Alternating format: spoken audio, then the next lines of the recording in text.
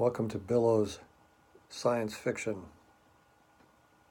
Short story The Party by William L. Ramseyer.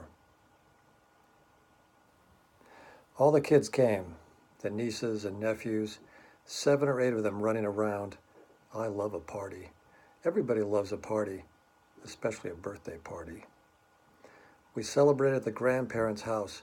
Actually, it's a mobile home, one of those double ones they stick together. After a while, you forget they are in some kind of big parked car and not a real house.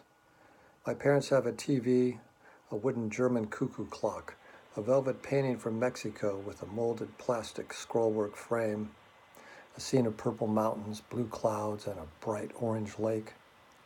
A bookshelf holds stacks of National Geographics, a few Reader's Digest condensed novels, and some children's books for the grandkids. Along the picture window stands a bright pink couch in sections so that you can move it around. The kids use the cushion for gymnastic mats. In the corner squats one of those big imitation leather lounge chairs, you know. You lean back and the front pops up for your feet so that you can go to sleep while watching television. Copies of Good Housekeeping and Cosmopolitan lie waiting on the oak coffee table, but no Newsweek or Time. They have no articles with practical information. Granddad, wearing only his bathroom, walked in the living room and asked what channel everyone wanted to watch. I voted to turn the tube off, and so did everyone else. So we did. 10 minutes later, Granddad turned it back on. I got to watch the news, he says. It's just the news. Of course, then it stayed on. That's how it is. We get together to watch television together. Meanwhile, the kids played outside, rocketing back and forth in front of the picture window on their skateboards, yelling, screaming, and generally doing cousin things. No fights. There wasn't a single fight between the cousins this time. I guess because everyone loves a party. Well, Granddad went to sleep in the chair. Grandma's talking and tell me that my sister S and she have noticed that Granddad's acting really strange. Now S came to the party without her husband, L, a born-again Polish American. He's feuding with Granddad after Granddad called the county to stop L from beating, or was it spanking the kids? L just needed to go back to smoking. Every husband with more than one kid knows that. I wish they'd put an article about that in Good Housekeeping. Anyway, L and S had their mobile home pulled up from behind my grandparents and moved across the valley. At the new lot, somebody stole their stereo twice, but otherwise they're happy over there. But now L never comes out to my parents. We didn't even know if S was coming because her phone was disconnected. When Granddad woke up, he told me about my other sister E. It's just like your Aunt Alice. Same thing. No one could convince her to go to a doctor. I tried. Maybe she'll listen to you. I tried, but she just won't eat. That's the problem, not eating enough. Anyway, E looked fine to me. By the way, my sister E, she's in some kind of cult religion, spends all her money going to seminars and all her time working for free for them.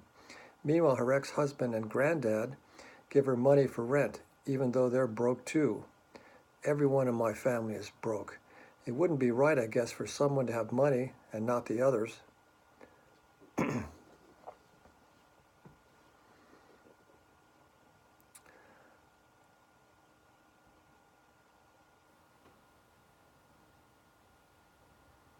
He came up later and told me that there's something wrong with her ex-husband. He's compulsive. And I had been talking with him. And had I been talking with him? Well, actually, he had told me that Granddad had told him that I had told Granddad that my sister had something wrong with her. I'm starting to wonder, what's wrong with me? Shouldn't I have something wrong with me too? I probably do, but why haven't I heard about it? Anyway, E tells me that her ex shouldn't have the kids because there's something really strange about the way he's acting. Now her ex, he wasn't at the party. He had told me that E hadn't been feeding their 2 kids right when she had custody. Is that all clear? Anyway, to pick up her 2 kids, E had to borrow the car from my mother. E doesn't have a car. In fact, E doesn't have anything. No house, no car, no money. But what does a mystic care about that stuff for anyway? S doesn't have a car either, and my mother bought 2 cars with her inheritance, and my sisters always have both of them. But it's not too bad because at least my mother bought a washing machine for herself before the money ran out. Then Granddad says to me, I wish that we could find a way to help your mother that runs in her family. They're all like that. Either they hate the stuff or they have the other problem. It's just a disease, they say, but you got to get help to cure it. And I can't get her to go with me. Maybe you can convince her to go in. But me? I'm thinking I'd drink too if I lived there.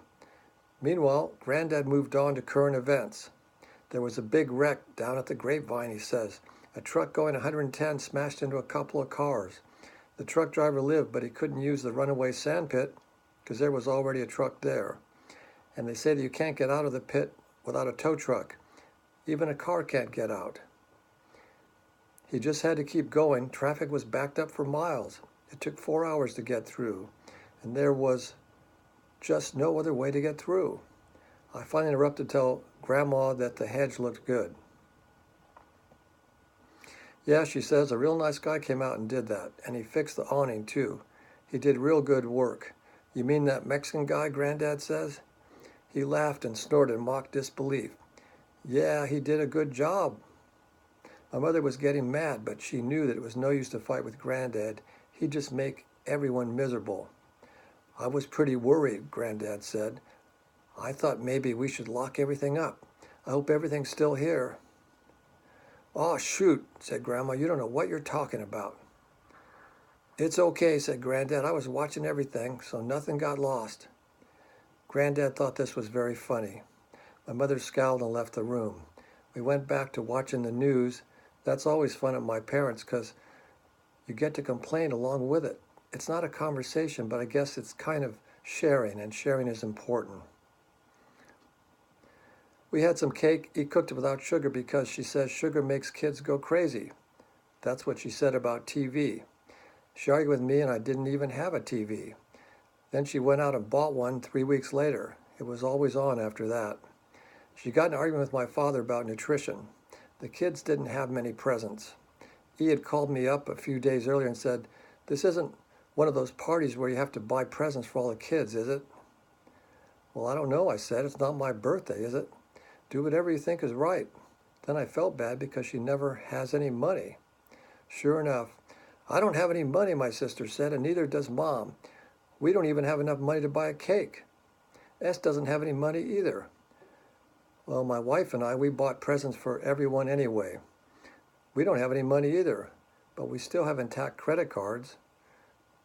Just barely. Sometimes my family feels to me like a ship where the crew has to burn the furniture and decking to keep the engine running. But anyway, there was a cake and some presents, and everyone had a good time, even though my sisters were embarrassed about the presents. But what the heck? A party is a party. The kids could care less, and everyone loves a party. Then my mother drove off to town to buy some potato chips. That's what she said, but actually she goes to buy beer. But when and where she drinks it, no one knows. It's a great mystery, and I guess that everyone should have their own mystery if they want to. She's so organized that no one ever sees her drinking anything. 1 minute she's there, and then the next minute she's still there, only the smell of alcohol is there too. She just gets a little more friendly, just a bit, and after all, someone has to organize the party. I don't want to be negative, but I did notice something strange about my sister S. She didn't really say much about what was wrong with the rest of the family. It almost makes me wonder if she cares about us, or maybe there's something wrong with her, something we haven't spotted yet. The end.